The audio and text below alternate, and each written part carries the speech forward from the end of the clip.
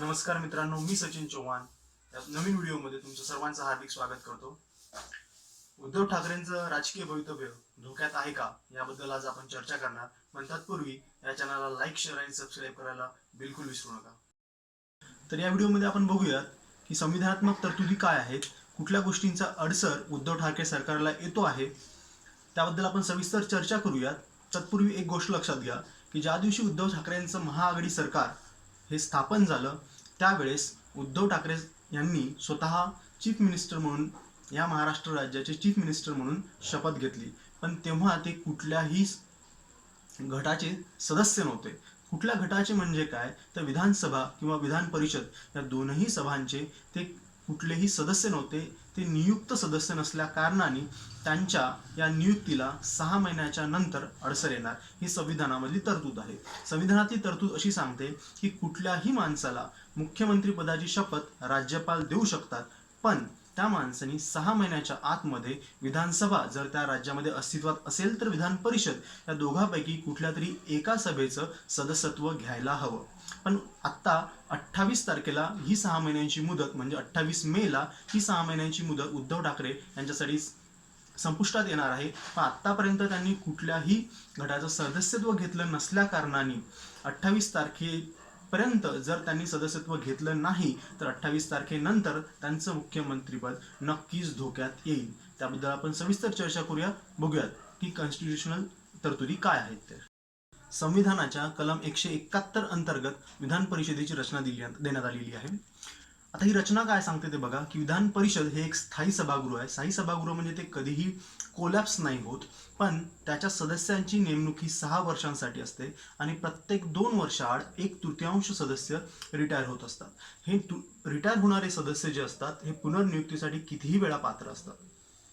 यासोबत आपण बघूयात की विधान परिषदेमध्ये किती सदस्य असायला पाहिजे. तर विधान परिषदेमध्ये कमीत कमी 40 सदस्य आणि जास्तीत जास्त 1/3 ऑफ विधानसभा एवढे सदस्य असले पाहिजेत. जरीही आपण 1/3 ऑफ विधानसभा ही संख्या स्पेसिफाय करतोय, पण विधानसभेची एक फिक्स जी संख्या असेल ती केंद्रीय कायद्यानेच अस्तित्वात आलेली असते.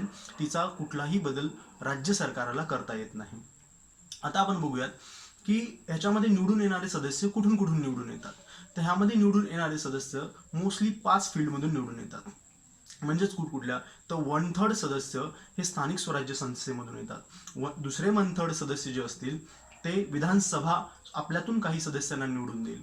1/12 सदस्य पदवीधर मतदारसंघांचे, 1/12 अजून जे असतील ते शिक्षक मतदारसंघामधून आणि 1/6 सदस्य जे असतील ते राज्यपाल नामनिर्देशित करतात. आणि हे नामनिर्देशित करण्यात आलेले सदस्य 5 फील्डमधले तज्ज्ञ व्यक्ती असायला हवेत. मग त्या 5 फील्ड कुठल्या तर एक शॉर्ट ट्रिक सांगतो या व्हिडिओमध्ये. त्याचं नाव आहे क्लास. क्लास म्हणजे C for cooperation, L for literature, A for art, S for science आणि शेवटचं S फॉर सोशल सर्व्हिस. या 5 फील्डमधून येणाऱ्या सदस्यांचं नामनिर्देशन राज्यपाल त्यांच्या मर्जीनुसार करतात. आता बघा, ह्या नामनिर्देशनासाठीच महत्त्वाची अट अशी आहे की राज्यपाल त्यांच्या मर्जीचा वापर नाही करू शकत, तर केंद्रीय म्हणजे राज्य मंत्रिमंडळे ज्यांच्या नावाची शिफारस त्यांना केली असेल त्याच नावांना ते तिथे अपॉइंट करू शकतात. आणि हाच मुद्दा आहे की सध्याच्या काळामध्ये इलेक्शन कमिशननं जेव्हा सांगितलं होतं की विधान परिषदेसाठी असणाऱ्या निवडणुका ते घेऊ नाही शकत कारण तर कोरोनाची महामारी अस्तित्वात आहे सध्याच्या काळामध्ये, तर ती अडचण असल्या कारणाने आणि आता जर निवडणुकाच होणार नसतील तर मग निवडून कसं जायचं ही घटनात्मक पेच प्रसंग आला होता. आणि म्हणून जे सध्या आघाडीचं सरकार आहे त्यांनी उद्धव ठाकरे यांचं जे नाव आहे ते ह्याच अंडर नामनिर्देशन अंडर राज्यपाल ह्या तत्वातून तुम्ही त्यांना अपॉइंट करावं असं सांगितलं गेलं होतं. आणि हा अहवाल त्यांनी 11 एप्रिल या तारखेला राज्यपालांना सादर केला, पण राज्यपालांनी अजून त्यावर कुठलाही डिसिजन घेतलेला नाही आहे. घटनेचा आर्टिकल 163 सांगते की राज्यपालांनी मंत्रिमंडळाच्या सल्ल्यानुसारच काम करायला हवं, पण ह्यावर वेळेचं कुठलंही बंधन नाही आहे. आणि कलम 163 अंतर्गत सांगितलेल्या गोष्टीवरच राज्यपाल सल्ला स्वीकारत असतात. आणि 163च्या बाहेर ज्याही कुठल्या गोष्टी असतील त्यावर मंत्रिमंडळाचा सल्ला घेणं हा राज्यपालांचा स्वविवेकाधिकार आहे. मग स्वविवेकाधिकार म्हणजेच काय बघा, तर तो सल्ला ते ॲक्सेप्ट करू शकतात, तो सल्ला तो डिनाय करू शकतात किंवा तो सल्ला डिले करू शकतात. आणि ह्या डिले करण्यामध्ये म्हणजे उशीर करण्यामध्ये किती वेळात तो सल्ला मान्य करावा ह्याचं कुठलंही बंधन दिलेलं नाही आहे. आणि ह्या केसमध्ये सुद्धा राज्यपाल जे भाजपाचे आहेत, म्हणजे घटनात्मक पेच प्रसंग असा सर्वांना वाटत होता की राज्यपाल जे आहेत ते भाजपाला सपोर्ट करतात आणि सध्या महाराष्ट्रामध्ये जे सरकार आहे ते आघाडी सरकार आहे, तर इथे दोघांमध्ये नक्कीच काहीतरी भांडण होऊ शकतं, पण अजून तरी तसं झालेलं नाही आहे. आता नामनियुक्त सदस्य हा मंत्री असावा की नसावा याबद्दल कुठलंही कायदेशीर किंवा घटनात्मक बंधन दिलेलं नाहीये. पण पीपल्स रिप्रेझेंटेशन ऍक्ट 1951 असं सांगतो की जर समजा एखाद्या सभागृहाला नामनिर्देशित सदस्याला मंत्री किंवा आत्ताच्या सध्याच्या कंडिशनला आपण मुख्यमंत्री म्हणून जर बनवायचं असेल तर त्यांनी 1 वर्ष आधी तसं नोटिफिकेशन किंवा तसा ठराव पास करून राज्यपालाला द्यायला हवा होता. पण सध्याच्या काळामध्ये आपण मगाच म्हटलं की सध्याचा जो अहवाल आहे तो कधी दिलेला आहे किंवा तो ठराव पास केला तो 11 एप्रिल म्हणजे आत्ताच काही 1 महिन्यापूर्वी तो पास करण्यात आलेला होता. म्हणजेच असं बंधन नाहीये, पण हे व्हॅलिड नसेल असं सुप्रीम कोर्टने एकदा म्हटलं आहे, पण तरीही हा प्रोटोकॉल कुठेही पाळला जात नाही. केंद्रामध्ये अजून तरी असं झालेलं नाही, म्हणजे स्वातंत्र्यानंतर केंद्रामध्ये कुठल्याही नामनिर्देशित सदस्याला मंत्री बनवण्यात आलेलं नाही आहे, पण राज्यामध्ये या गोष्टीचं उल्लंघन बऱ्याच वेळेस झालेलं आहे. म्हणजे हा पेच प्रसंग नाही आहे, पण तरी सुद्धा हे लिगल पण तेवढं नैतिक नाही आहे, ही गोष्ट आपण समजून घ्यायला पाहिजे. आता बघूयात की जर हा प्रसंग कसा सॉल्व्ह केला जाईल. जर समजा राज्यपालांनी जर सल्ला मान्य नाही केला तर काय होईल, तसं उद्धव ठाकरेंना 28 तारखेनंतर राजीनामा द्यावा लागेल. म्हणजे नवीन सरकार अस्तित्वात येईल किंवा आघाडी सरकार त्यांच्यामधून एका नवीन उमेदवाराची सीएम पदी नेमणूक करू शकतील. जर राज्यपालांनी हा सल्ला मान्य केला तर उद्धव ठाकरे 28 तारखेनंतर सुद्धा सीएम म्हणून राहू शकतील.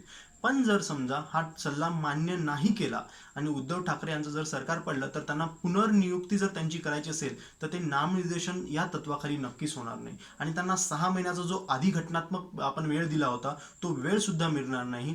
त्यावेळेस त्यांना सगळ्यात सुरुवातीला सदस्यत्व घ्यावं लागेल, म्हणजे त्यांना निवडून यावं लागेल आणि त्यानंतरच मग त्यांना सीएम पदाची शपथ घेता येईल, असं सुप्रीम कोर्टाने चंद्रशेखर सिंग या खटल्यामध्ये 1974ला सांगितलं होतं.